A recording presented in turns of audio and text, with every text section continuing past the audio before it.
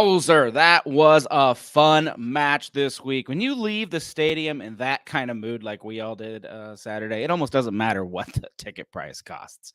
Absolutely thrilling. And there was not a better place to be in the city of Cincinnati than at TQL Stadium this weekend. I feel bad for all the people that chose the Reds wildcard race because there are only a handful of epic goals in a season, and we got to see two of them in the same match. There was no fall off for the captain after his big contract signing. He proved to everyone once again why he is worth every penny FC Cincinnati just put up. FCC also finds himself in an interesting place headed into next week. We are going to run through all those numbers tonight, take a moment to celebrate the good times, and talk all the news that has been this week in FC Cincinnati world.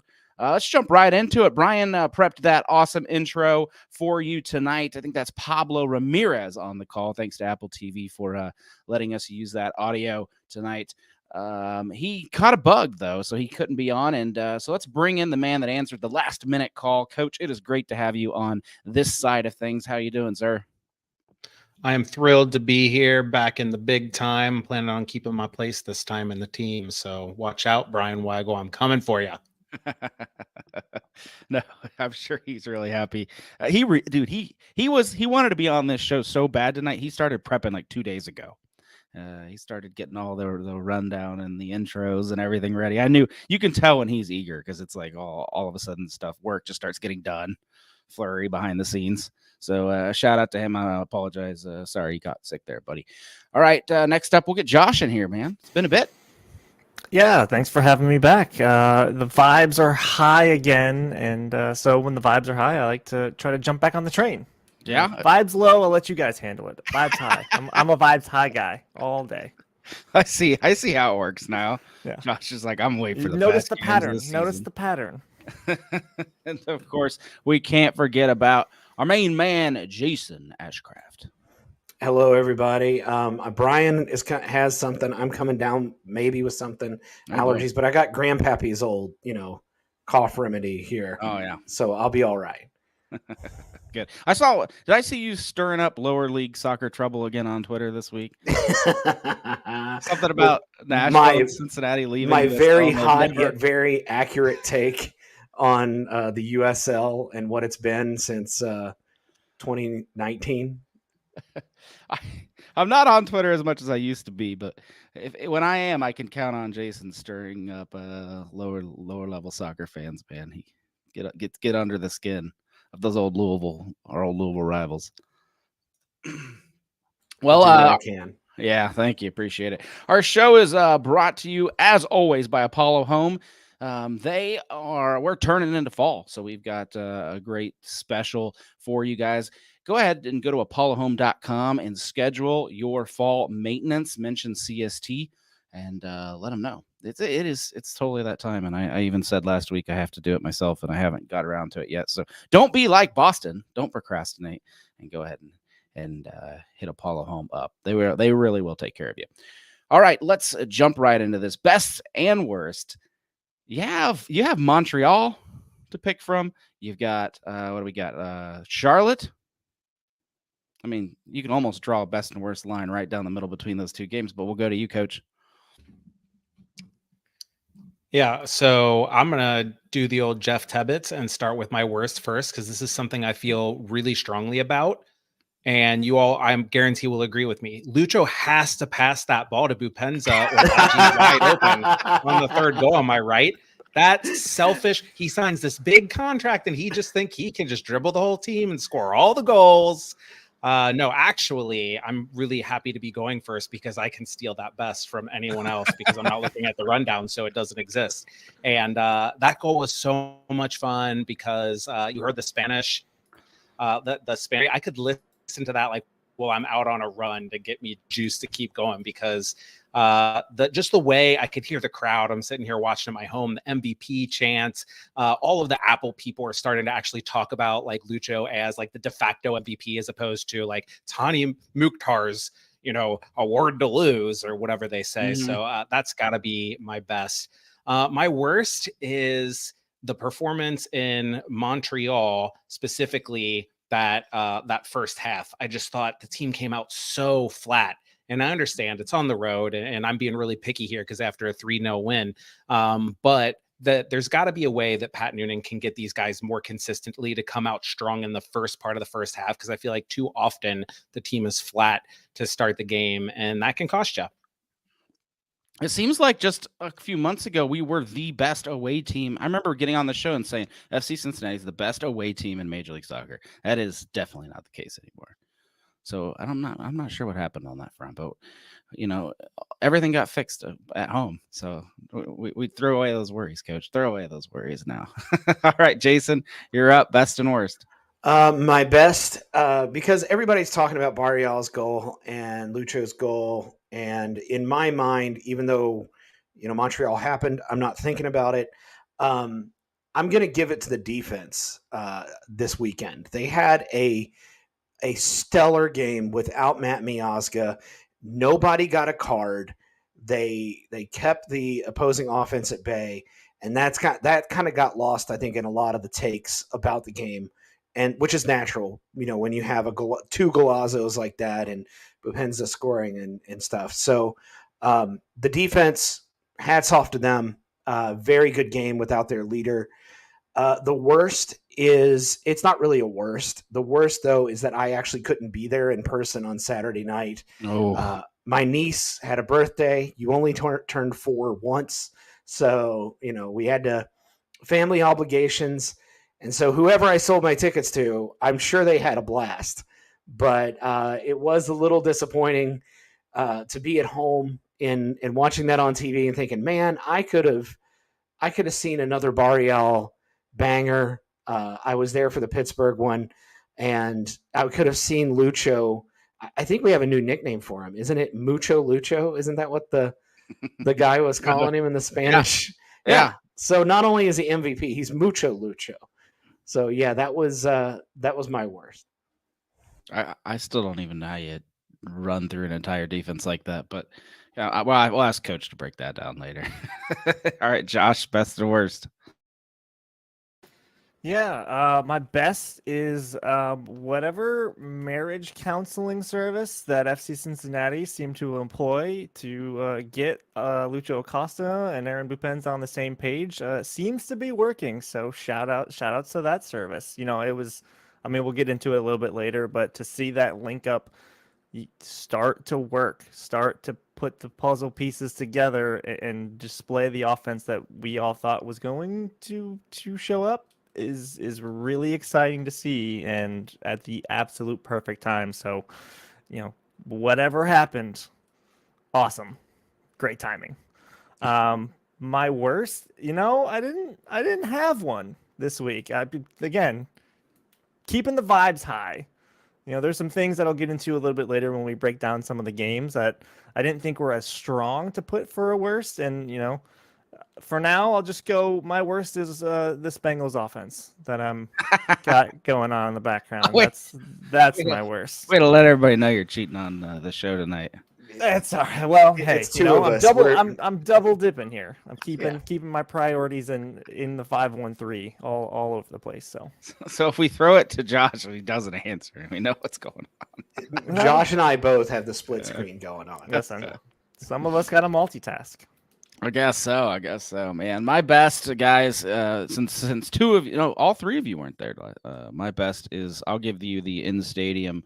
I'm sure this will be of no shock to any of you, but it was lit in that place on Saturday, and all smiles. And even before the game, there was a kind of a buzz and an excitement. I'm walking down the street, just passing by, the OTR restaurants, and there's just, I can't even tell you the amount of people I heard talking about Lucho, his signing. Like, everybody just was knew what was going on.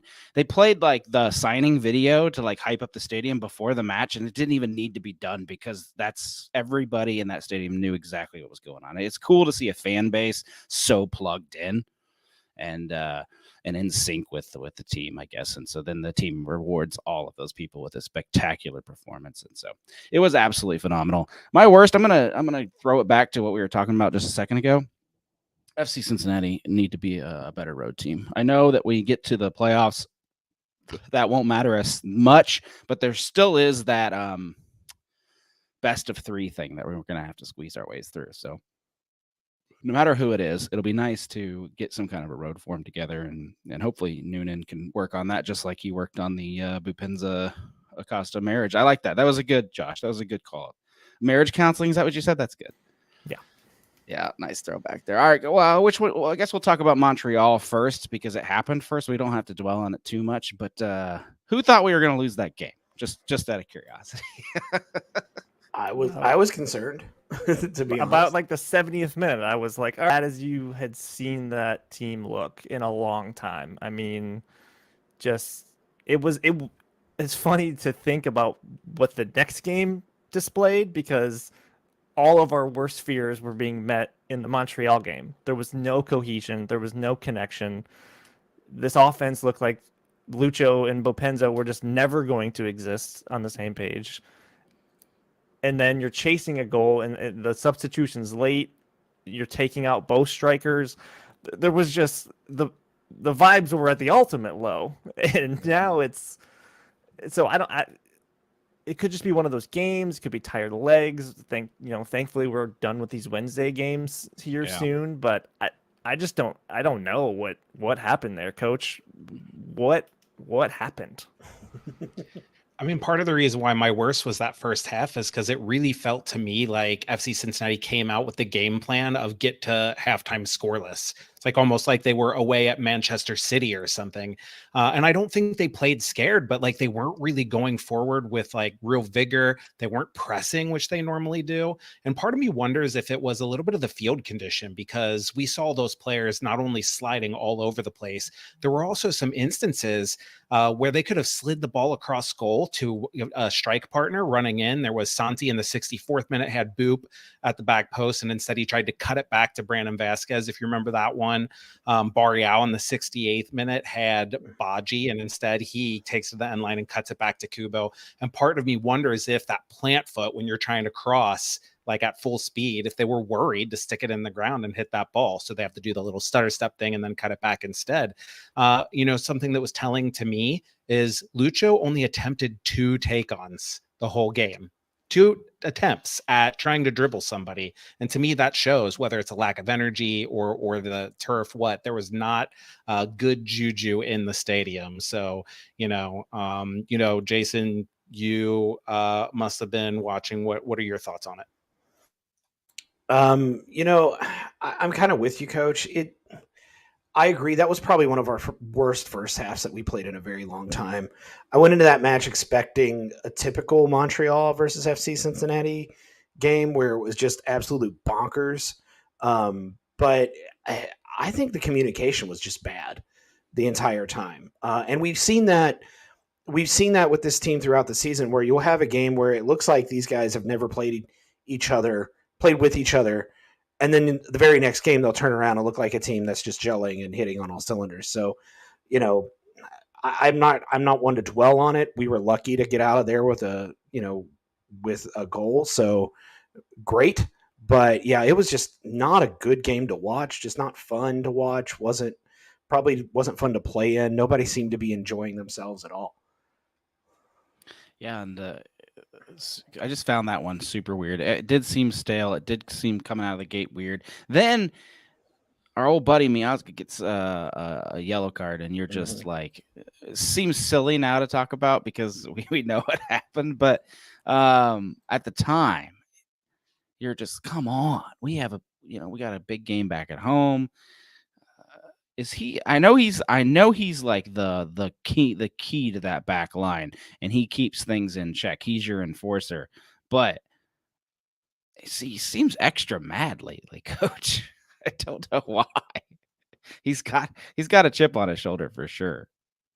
Yeah, I mean, if you think about it, a couple things. The guy, you can tell he hates to lose. I mean, this is the guy wearing a U.S. men's national team jersey who's like interfering and trash talking with the next guy for the opponent coming up to take a penalty, which is like everybody knows it's like a big no-no. You just don't talk to him. He hates to lose. And FC Cincinnati might not have been losing a lot lately, but they sure have not been winning a lot lately, and they haven't been playing well. This just saw. And Charlotte was the first time in a few months, maybe at least a month and a half, that I've thought, wow, the team came out and had a comprehensive good game. Even the Atlanta game when they won 2-1 on the road, it's a fantastic result, but they didn't play well except for about a 10 or 15 minute stretch in that game. So I think you have a combination of him hating to lose and just the fact that he is just competitive and always going to be that kind of guy anyway, and that frustration and the not frustration with your teammates, but that anger builds. And quite frankly, I'm okay with it as long as he can contain it to a little bit of an extent. And I'll take the yellow card accumulations if he avoids the reds. So with him being out this past week, I'm always confused about yellow card accumulation.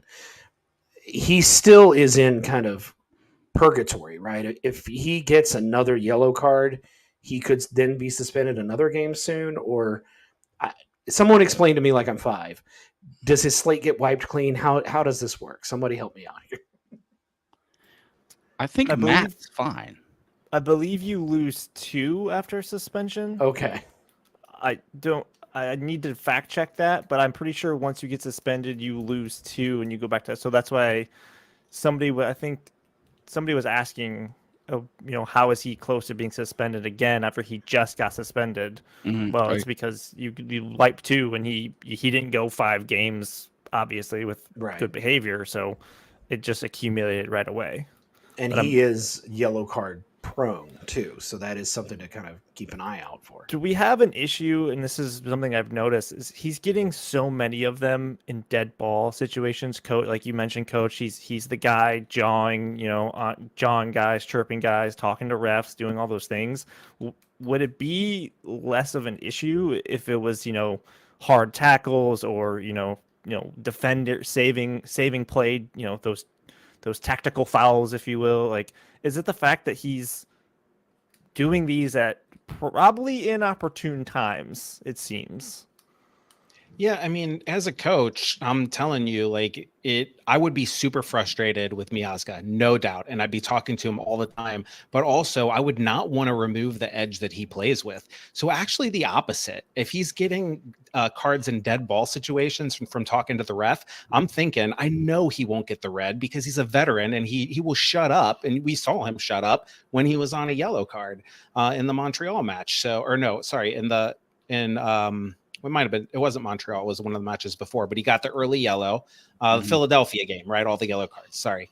He got the early yellow and then he was a good boy the rest of the match. So I'm trusting him to not get the red. Whereas if it's like late challenges and risky tackles, I'm thinking, does he know the line of when he can get the ball and when he is going to get a foul? And those, you're always walking on thin ice there. So I know a lot of fans hate it. I would be, as a coach, grumbling all the time silently, but I'm also saying, publicly, I'm saying you take the good with the bad, and this is part of what makes him a really good defender also. Yeah. I think Mascara is the one that's on yellow card watch again because he got the double. He got the double yellows that turned into a red, so you only get the red, so he's still on 4 yellows. But he was a good boy on Saturday. He was a good boy on Saturday. We just need him to be good for a whole bunch. Yeah, for basically the rest of the season. He's probably got to get suspended for at least one more game, but who knows? He could fight his way out of it. Not to look ahead too far, but it's a good thing we know we can win without one of our defenders, because if FC Cincinnati goes on a MLS Cup run, there's no way we're making it 2, 4, 5 games without getting some guys suspended. It's gonna happen. I need to go look up the MLS Cup yellow card rules, but if it's anything like any of these other tournaments, it's like once you pick up 2 or 3, you're toast. I'm pretty sure in years past, though, the deeper you got, they would kind of erase some of them. Yeah, hopefully there's a great reset somewhere in there for sure. We're really looking ahead now, but Montreal wasn't all gloom and doom because you had dude, Montreal fans are so mad. Have you guys got online? They lose every game. No, sorry, they draw every game at the last minute. They're always winning, and then they throw it away. And so their fans are they can't believe it happened again. They're furious.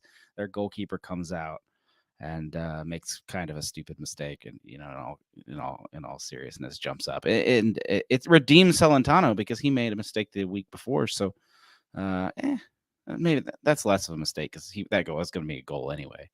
But regardless, goalie against us, goalie for us, and Lucho Acosta, of course, equalizes with the penalty. Are we lucky? Are we lucky, guys? Sometimes it's better to be lucky than good. Yep. Oh, it is. It is a heck of a play by Don Badji, but just making sure he gets up and he gets his head on that ball. Because that, I mean, when you get a last-second penalty, you have to say that it's luck because the other team had to go out and do it.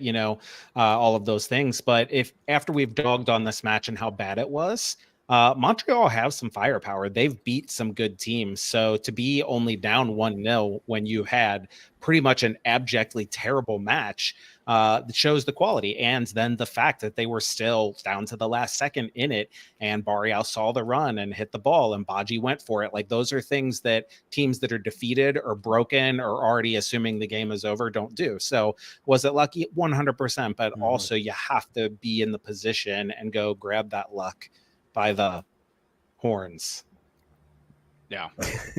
And, the way the standings are right now, I mean, Montreal is a team that we could possibly see in the first round of the playoffs, just the way the standings are. Mm-hmm. So it kind of gives you an idea of maybe a little bit what to expect from them if and when that occurs. Well, we're gonna talk about some more fun stuff now. We got it out of the way. We got that boring old Montreal out of the way. But real quick, before we do, let's give a shout out to Beyond Exercise, a sponsor that's been with us most of the year here. And you may have wondered, like, hey, why'd you guys stop talking about them for a couple of weeks? It's because they're moving. They're moving into a 6,500 square foot facility in Madisonville. Mark your calendars. They have a very special open house Friday, October 13th, and you are totally welcome. They're going to have the same services that they had out of their old location, but they're going to be adding a whole bunch of new programs, including an ACL injury prevention program that was piloted by none other than Nick Hagelin and Brandon Vasquez the past couple off seasons. So if you want the same kind of treatment FC Cincinnati players have been getting, then check out Beyond Exercise. It's a good way to help identify risk factors that lead to non-contact ACL injuries, which we have been frequently seeing. And so we might sign Jason up for that so he doesn't tear his leg in his rec league. But outside of that, let's talk some Charlotte. We got 3 goals. It's hard to talk about Charlotte. I shouldn't even board it that way because I didn't do anything. But first off, right before the half, right, Barreal and his world beater. Coach, I did have this question on the thing. What makes a goalie freeze like that? Like, what when you don't even move? Is it just that good of a ball, or? It's generally it's so. First of all, they were upset because the ball went in, and they were like, that was too good. Something had to have been wrong. I mean, Kalina went up to the ref and he said, "Did you see that shot? It had to have been illegal. There's no way." Honestly, I have no idea what they were complaining about. I think they were actually complaining that the ref didn't call a similar foul on the other end, is what they were saying. But I'm really guessing. So in terms of the shot, what freezes a goalkeeper is a combination of not being able to see the ball because of how it came over the wall, right? The goalkeeper set up for Lucho to take that shot. So he set up on that far post thinking that that's where the ball is going to come from, instead of off Barreal's left foot comes over the other part of the wall. So he can't see it. And then the curl on the ball, the texture of the ball, you freeze because it looks like it's going to your right. And then you see it curving back to your left. And by the time you realize that's happened, it's a split second. But it's just like it's beyond you at that point. So, it was that good of a shot. I think the goalkeeper was complaining about Moreno infringing on the wall. Oh, split wall. They had a split wall. And because of the split wall, it didn't matter, I think. Honestly, he was probably complaining because he just got posterized and he had to go and complain about something. Yeah. Yeah, I saw somebody online break it down, and I apologize. I couldn't pull it up. I believe it was a Charlotte reporter or somebody was mentioning it. They had it split 3 on one side, and then Moreno was standing next to 2. So it was there was supposed to be 5, but there was like a yard and a half gap, and it was just you split Moreno's your just own wall. And okay, I'll just stand here. Yeah, I just pulled up the picture. Mourinho's actually in front of the wall though, so he's not actually blocking the wall. They split their own wall. You don't, Yeah. coach. If you set up 2 walls, you don't get both walls, right? There's only one wall. I'm calling foul on what otherwise, why not just put a guy all the way down the line with like a big spaces in between them and then say that's your wall, like this giant one-man wall. It was also the keeper waited a good, I don't know, 5 seconds after the ball went in to then do the dead sprint complain. So, as a keeper who has seen balls like that go in, that you're like, that's over, and then it ends up in the corner. Yeah, just fake it. Do something that, save face, because not much. I mean, there's not much you can do with it anyway, because it was a perfect shot, absolutely perfect. In any other week, any other month, it would be goal of the month. Yeah. For any reason would have been a crime. I don't even care if there's Yeah. been an FC Cincinnati player offsides. You can't void it. It's too good. It's too good. And how cool is it though that we find out this week that Barreal's nominated for the Puskas Award? I think I'm pronouncing that right. Yeah. For that goal he had in Pittsburgh, and then he turns around the same week and has arguably another maybe not worthy, but a very MLS Goal of the Year candidate shot in a game that then he got kind of overplayed. No. Overshadowed. That's the I word. could just hear the dollar signs rolling higher and higher and higher in Chris Albright's head of the asking price. And There- the news there's that another- Laurel put out today about how the Argentinian national team is, I think, starting to take a little bit of notice of Barreal too. So I've that's wondered for a great. while why you wouldn't. You got a defensive left back that can shoot like that. Oh, come on. I mean, I know Argentina's got probably like one of the most stacked soccer teams out there, but still, he's 23. Yeah, he's got plenty of time. He's playing super well. He obviously plays well with Acosta, so he's gonna. I think he'll crush it on the national team. But I'd love for him just to get those call ups. He's not going to start right away or anything, but just get those call ups and get a little bit of time with the coaching staff. Do wonders for that kid. I think part of the problem that Barreal is going to deal with when he looks to either join the national team or, make a move to Europe is that right now he has one position that not every team plays for. It's wingback, right? Because he hasn't shown that he has been an offensive threat enough consistently going by guys and stuff to be a true winger in Europe. And he hasn't shown defensively that he could be a lockdown left back traditional with only 2 center backs behind him. So all the evidence right now is as a wing back. So unless there's a team that has an opening that wants a young player like that also plays with 3 center backs, he's going to be kind of looking for a fit that might not exist. Yeah, I guess I didn't think about that. I mean, he could always just stay here, coach. There's no fits out there. I'm pretty sure there's just no fits. Game.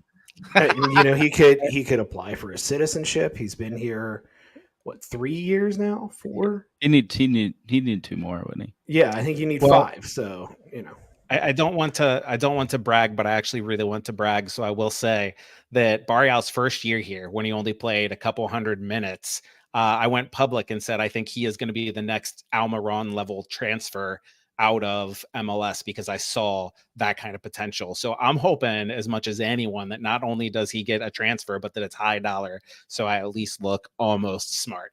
Yeah. Are you going to go dig up your old recordings? You bet. Yeah, I'm going to have to. You should. Coach is like, I had this take. I'm going to bring this up. I think they're all saved on our database, Coach. You probably could go digging for receipts one day. I did that one time too. I can't remember, years and years ago when Nick Suberling was hosting this show. He had some really bad take, and I held on to it all season long. And finally, I dug it up. It took me like 5 hours. I'm not even gonna lie, but it was worth it. Isn't that one of the most satisfying things in the world, though? When you know that you can prove to somebody that either their take was bad or that you were right, and you can just toss it out there. Oh, we're petty, Jason. The two of us are petty. Yeah. All right. You know who's not petty? Acosta and Boop, because they're friends again.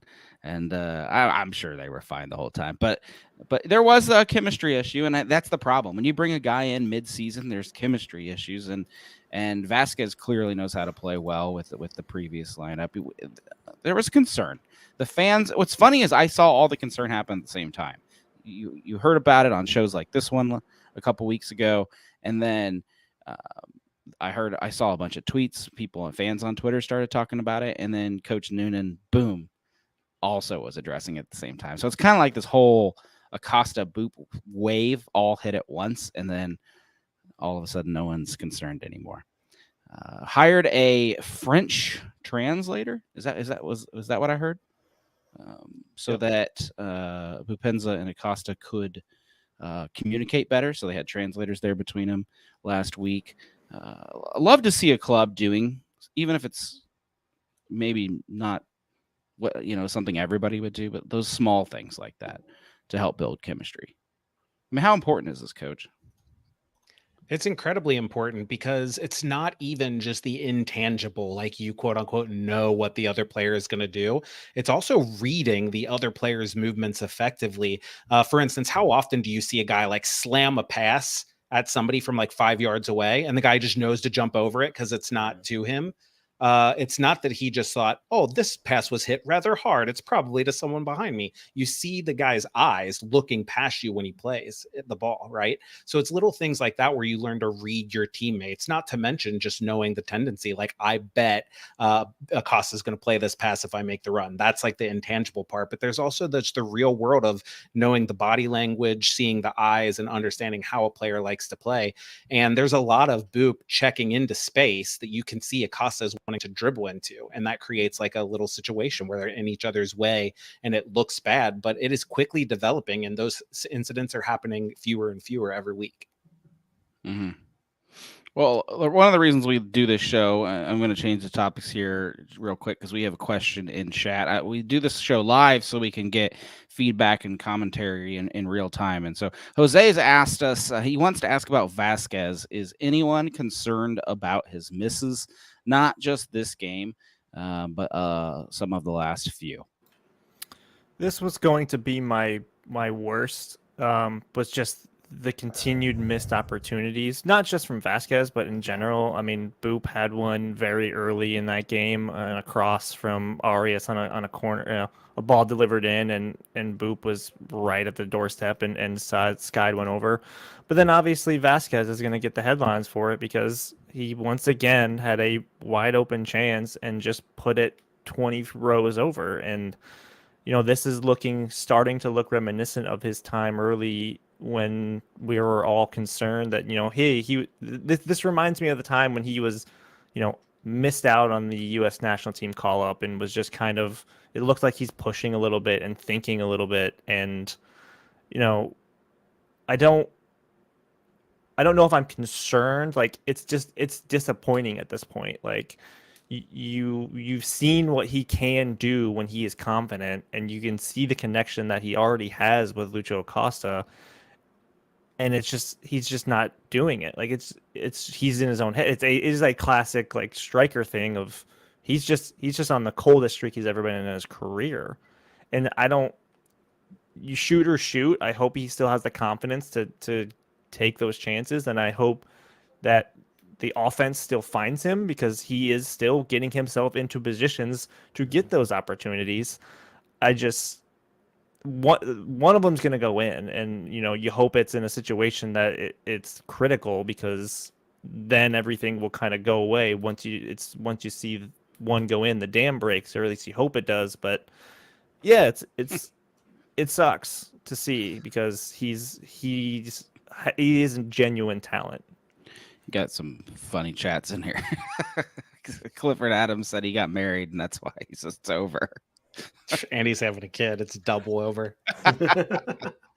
I think, but he's bringing, and I could be 100% wrong on this, and I'm willing to admit that, but I feel like Vasquez, though, is doing a good job of, maybe he's not scoring, but he is kind of taking defenders away. Like, he is enough of a threat that's opening things up for other players. And you want him to be a leading scorer, but Against Philadelphia, I think he got one of the assists to the goal that Bupenza scored. And then he scored against Philly. I mean, yeah, he's had a few howlers, but I feel like eventually your hope is that by the playoffs, you kind of have that situation that you had when Brenner was here, where the two of them were able to kind of pull defenders off, and one of them was going to be able to take advantage of that. And I think Vasquez is starting to do that. It does suck that he's not scoring as much, though. Man, you hit the nail on the head, Jason, because his movement is really fantastic. I mean, anytime you get the wide camera angle view, or if you're in the stadium, this is the best part. Just watch Brandon some of the times when the ball's building up through midfield. He is continually like darting in towards the ball and then checking away and doing little looping runs. And the defense never knows when he's going to get the ball or go. And he has shown some pretty excellent times of hold up play. Jason, you mentioned that goal where he flicked it through that ended up with Bupenza scoring, even though he didn't get the primary assist. He's dropped in a couple times and like taken a touch out of his feet and hit big switches. And it's not perfect and it's developing, but I'm not worried about his play because I think he's been good. But I also think that you're right. And I think that Josh is right. I think he's pressing because he hasn't scored a lot. But you know who missed more chances than Brandon Vasquez did, or at least the same number? Lucho Acosta in this past game. And so did Barreal. Barreal had two wide open shots that he also put in row Z, but he's not a striker, so he doesn't get the headlines. And I get that. Brandon Vasquez is a forward. He has to score, but he didn't miss any, what I would say are easy chances. He made the one that he blasted over harder on himself because it was a poor first touch. He let it run. By the time he shot it, though, he was snatching at it because it was getting progressively worse as it rolled. So that wasn't an easy chance either. And granted, it was of his own making. But there, Bupenza's header, I would say, that Josh talked about, I think was a worse miss, even though it came at him really quick. The one where Bupenza came in on his left foot and beat the keeper, but the defender blocked it. If you remember that one, I think that was a worse miss because you're dead center of the goal and all you have to do is hit it with real pace or off the ground and it's in. So I just think that the idea that Brandon hasn't scored a lot this year is getting a little overplayed, although I do think he is pressing and it shows. It's getting crowded down there too. I think you have Bupenza chemistry as well. Both Acosta, we've already talked. We actually were concerned more about the Acosta Bupenza relationship last week, and we talked about how well Bupenza seemed to play without Acosta on the pitch, and it was because it gave him more freedom of movement. And he kind of is a mini. Boop likes to be a mini Acosta and have some freedom to roam. Now you have Acosta and Bupenza, both movement guys, and Brandon Vasquez has got to be like, guys, leave some room for me down here.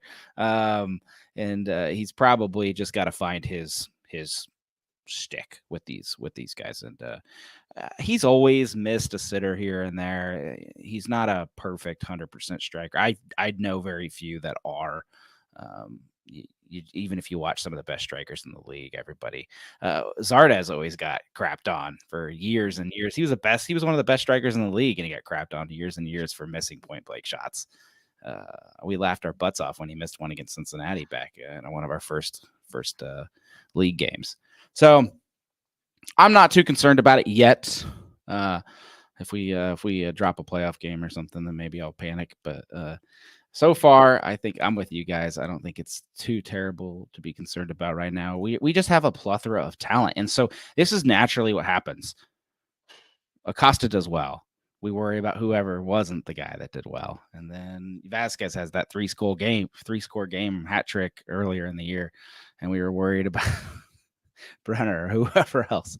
So it's natural to point at the guy who didn't score when you score 3 goals. But in this case, we'll cut him a break because his goal was not needed this week. Save it for a week. You need it, right? Boop is, I think early on there was some concern about his signing. Brian, he is scoring a goal every 98 minutes since he's been on FC Cincinnati.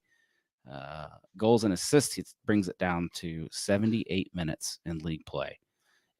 I think for a first-year international player, correct me if I'm wrong, guys, that is phenomenal.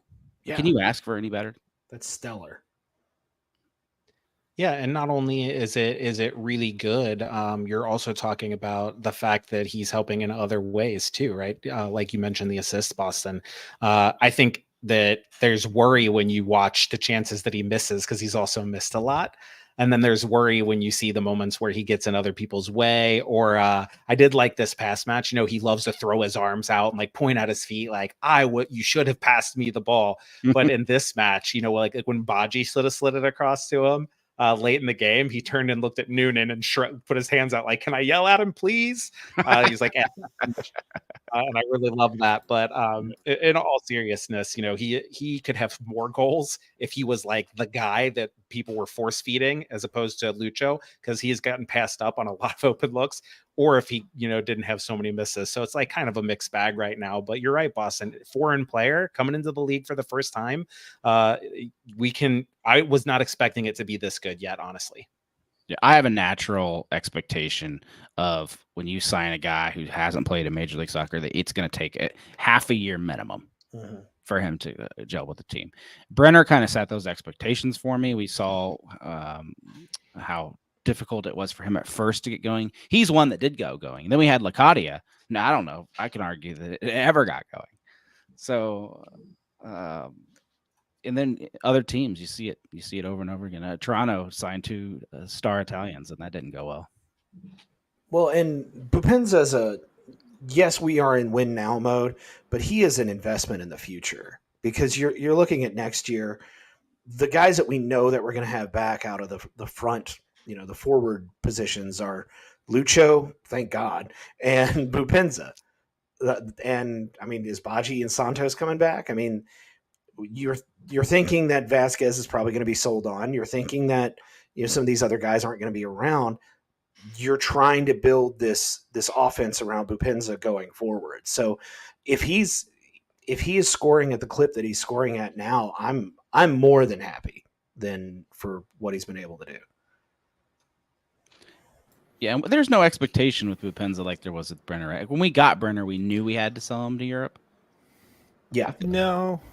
I think I will be a little contrarian and say the expectation for Bupenza was to come in and kind of do it sooner rather than later, because obviously he was a senior DP and you gave up your U22 spots for that, you know, when you replaced him with Brenner, the young DP spot, obviously. So, I mean, we talked about this in past shows that, you know, I don't blame people for having the early, you know, anxiety over him not picking it up right away, but I'm with you, Boston, of like it always takes a little while.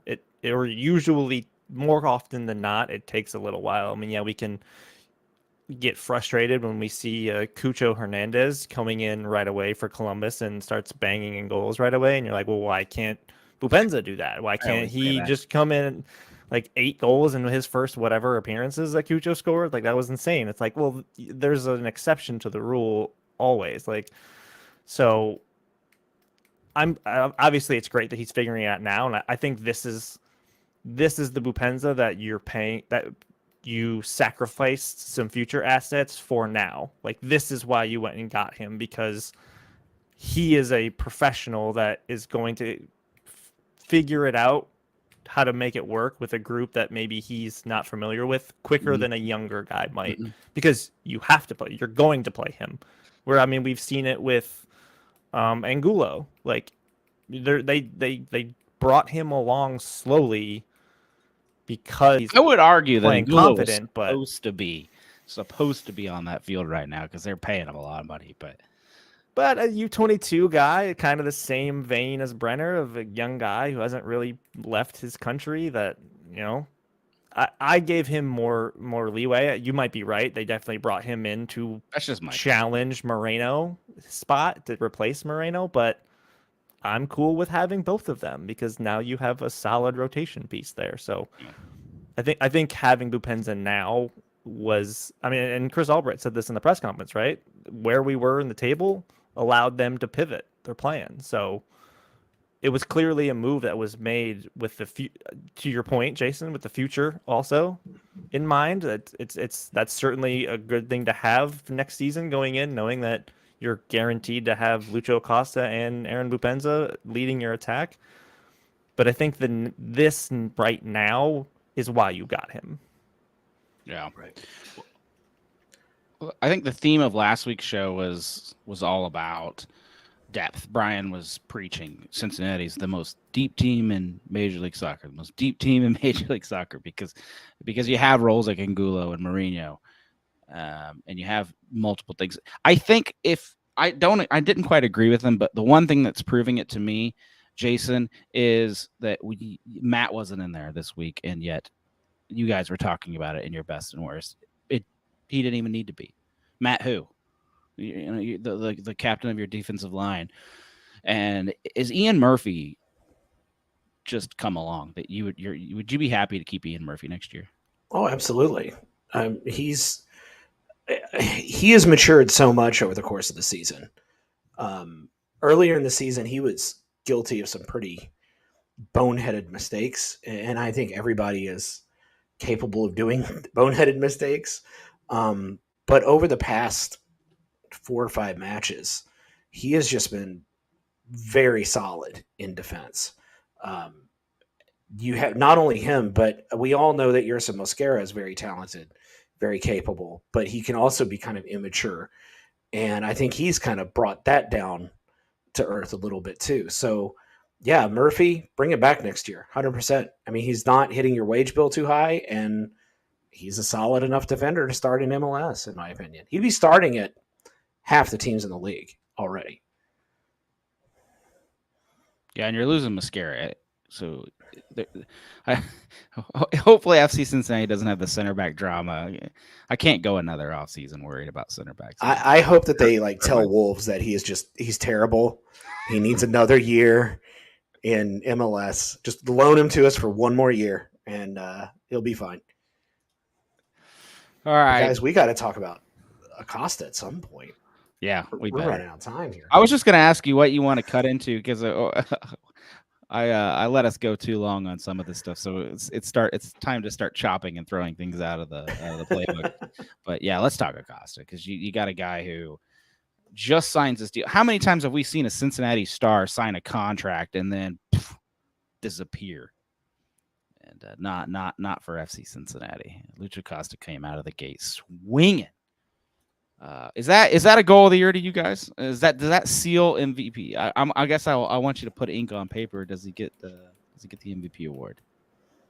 Yes, that's it. Like that was his, to mix sports metaphors. That was his Heisman moment. Like that's the goal you show on the highlight. You show the quick shots of him putting in goals and celebrating whatever, and then you tag the whole MVP highlight reel with the entire play because. Yeah.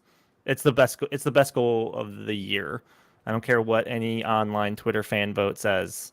He will be goal. It will be goal of the season because it was a ridiculous show of every skill, even if he should have passed the ball. I think it was it Tom Bogert that tweeted that the MVP list is just one name. No, that was Doyle. That was Doyle. Matt Doyle. Yeah. I get I thought it was one of those guys, but either way, I agree. If Lucho does not already have that MVP award engraved right now, then I'm just done with the league. And honestly, I think that goal he had on Saturday, first of all, it cracked me up that the Spanish announcers were calling GOLAZO before he even took a shot. Right. Like he's at the half line and they're saying GOLAZO.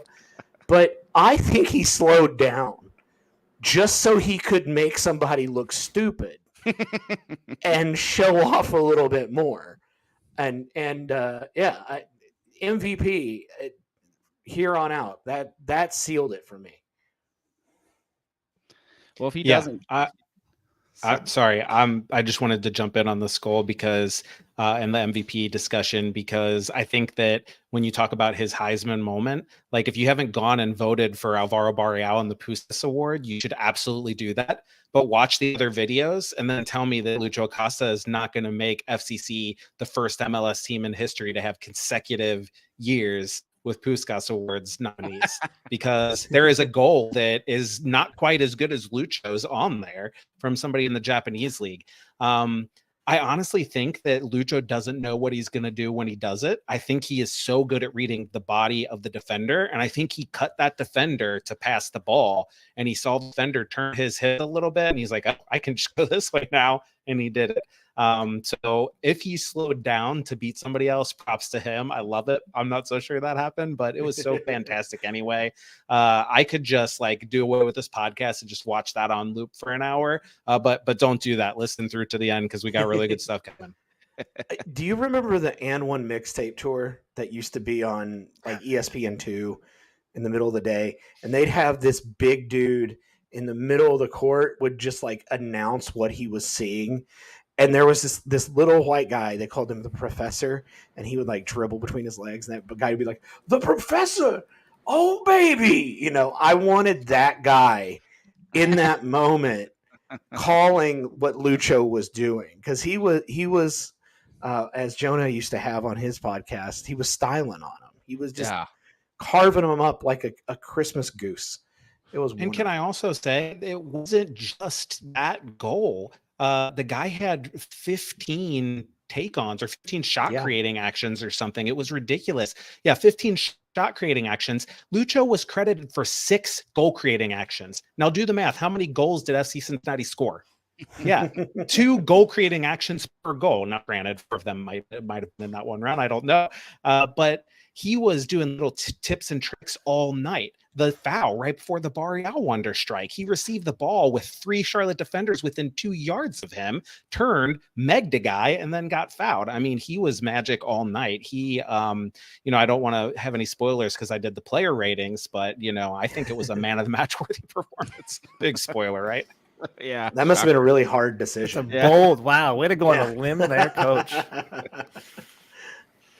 No, it was. I think magical is the best word for it because you felt it. You felt it. I have watched that play, English and Spanish calls 29 times. The next morning, my wife said to me, "Are you going to stop watching that?" And I was like, I when I put it down, I just want to pick it back up again. So. I've looked at this thing for 5 hours. It's so beautiful. Easiest assist in OB's career. Mm-hmm. Probably. Oh yeah, OB. There's no way they credited him with an assist. I saw somebody commented on Twitter. Well, how about that? How about that pass from Obi? That's going underrated right now. And Matt Doyle, he tweeted it and was just like, "What are you talking about? Acosta did everything here. Why are we so concerned about Obi's pass?" Yeah, in basketball, that definitely would not be an assist because I stat basketball all the time, and if you give it to a guy and he has to dribble through half the team, that's not an assist. Good for you. You gave the ball to the guy who knew what he was doing.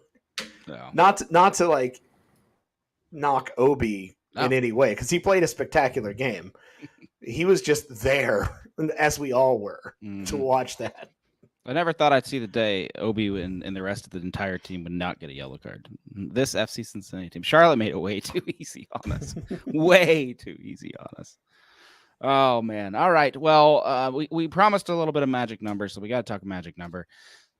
We believe FCC has clinched a CONCACAF Champions Cup spot just because of the teams that have to play each other left. It's math. I don't know if it's 100% because of the far out, but it's clinched, right, guys? It's got to be. It's done. I think you have some teams below us that already have spots, and because of Leagues Cup, and then you have teams that have to play each other. So mark it down. We will be in the CONCACAF Champions Cup, and FC Cincinnati is going to have to gear up next season to take on Mexico and the rest of Major League Soccer. And who else is in this thing? The Caribbean, all right? In North America, yeah. You're going to get Costa Rican teams, Jamaican teams, all of them.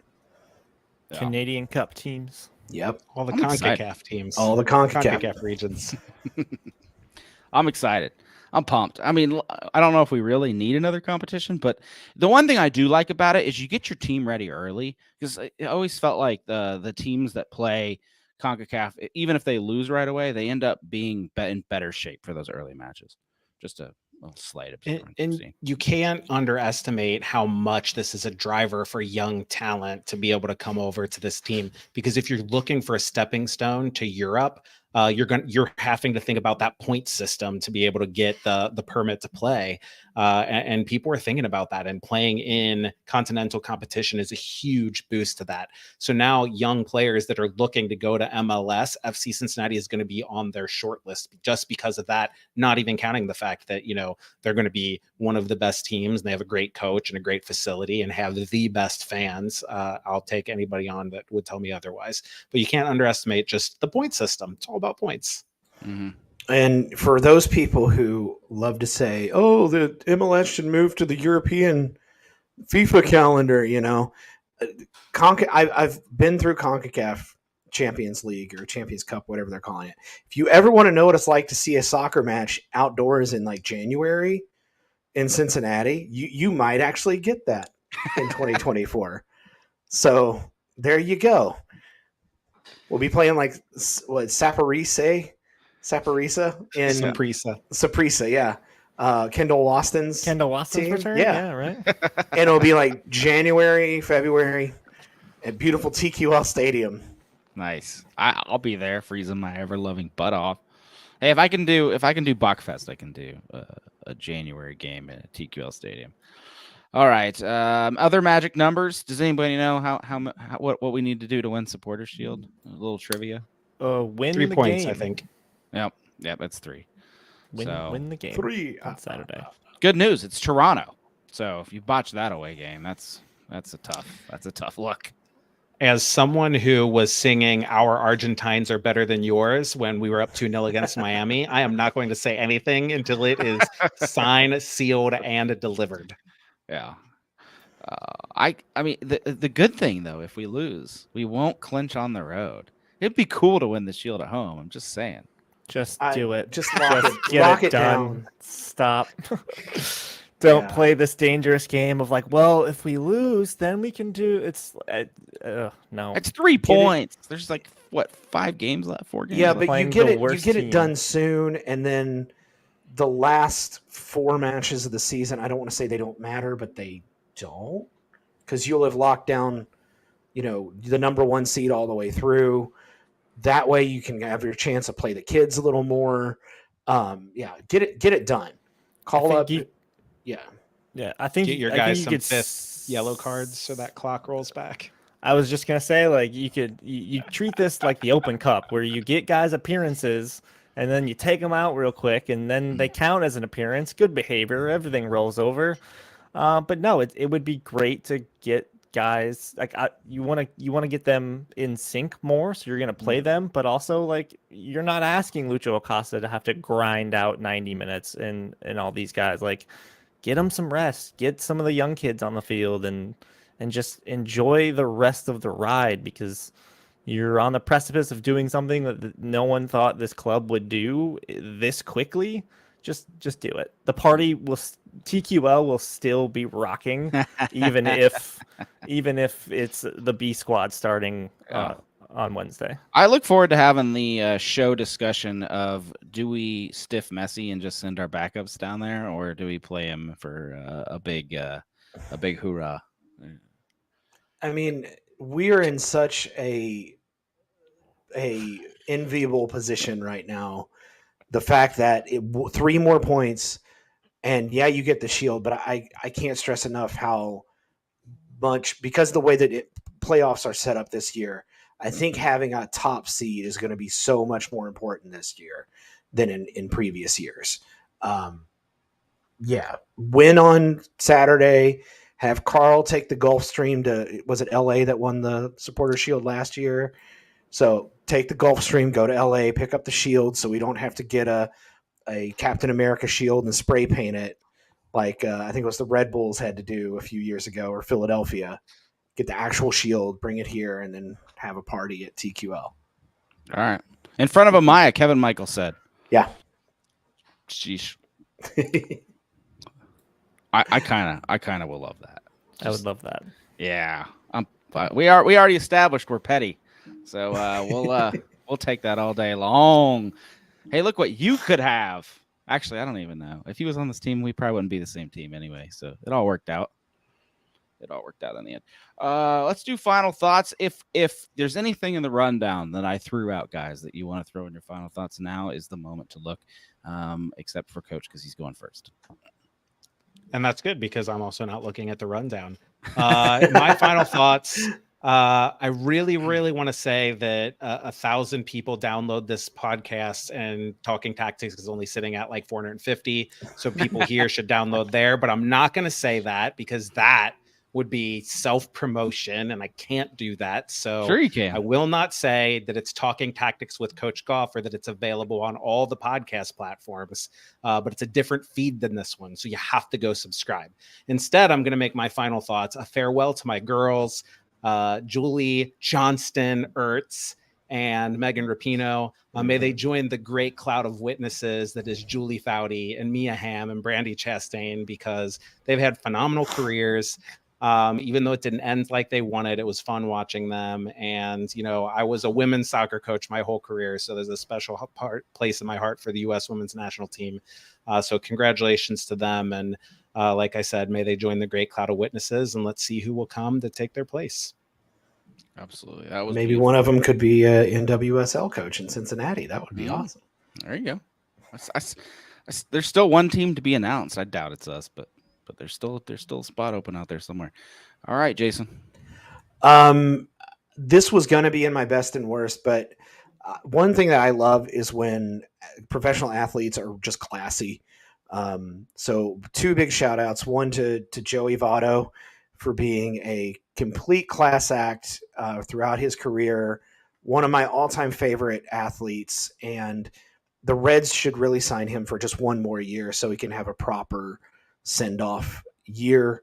But two, if you didn't see the clip, Dom Baji, after the game, there was a kid in the stands who had like a sign that said, "All I want for my 10th birthday is Baji's jersey." And after the match, Baji came up and gave him his jersey. And I think the kid was wearing like a Pee-wee soccer jersey. And so he exchanged jerseys with the kid. He gave the kid his jersey back too. But that was just a classy thing. You love seeing that sort of stuff. And when I was a kid and I grew up playing soccer, we didn't have MLS. It started my freshman year of high school. I'm old. Had I grown up with those kind of influences, man, that would have been great to just have somebody that you could look up to playing your favorite sport. So hats off, Joey Votto. I love you, man. And Dom Baji, kudos, man. That was really classy of you. Nice. Good shout out, Jason. All right, Josh. Good news, Josh. Yes. You mentioned Brian, and we had some fun in our private chat because I put this in there. And it's been my stance for a long time, and I feel comfortable going out on this limb. And I will preface this by saying the celebration for clinching the Shield is going to be awesome. Where I will put myself on a limb here, and my hot take is that you need to keep the eye on the prize of winning MLS Cup. The Supporters Shield is great. It is the secondary trophy. What? There is one trophy in MLS that gives you a permanent place on your kit, on your badge. Everyone recognizes one champion in this league, and that is the winner of MLS Cup. Love that or hate that. That is how things are done in MLS. So celebrate Supporters Shield, but get your minds right because the actual championship comes in a couple weeks. Let's go win MLS Cup. So you're saying that the most important trophy in Major League Soccer is one that is a mini tournament that like 3/4 of the league gets in. It's only This like is America, man. It's a 5-week We mini do things tournament. better here. I don't make the rules. Why I bother just playing a whole follow. season? We do things better here. So you can get home I'm field with advantage Josh. to make your road to the championship Oh easier. my God. Supporters Shield is great. Go win MLS Cup. Get the star above your badge so that way when every time someone looks at FC Cincinnati's badge, they were reminded that they were league champions. Sheesh. Forget those 34 games you played. Let's worry about the 6 at the end. I don't know. I can't get behind that, The but Premier League should have an end of season playoff. Playoffs are great. God. Embrace the chaos. I see Coach just dying. He wishes he was at the end of the show. Anyway, we thank you for tuning in this week. We had fun. We hope you did too. Hopefully, we're back next week talking about a Supporter Shield clinched MLS team, and then we can get into all the fun. What are we going to do now? Discussions that come with all of that next week. We again appreciate you stopping by. Thanks to our sponsors. Thanks, Apple, for letting us go full audio at the top of the show, and we will see you all next week.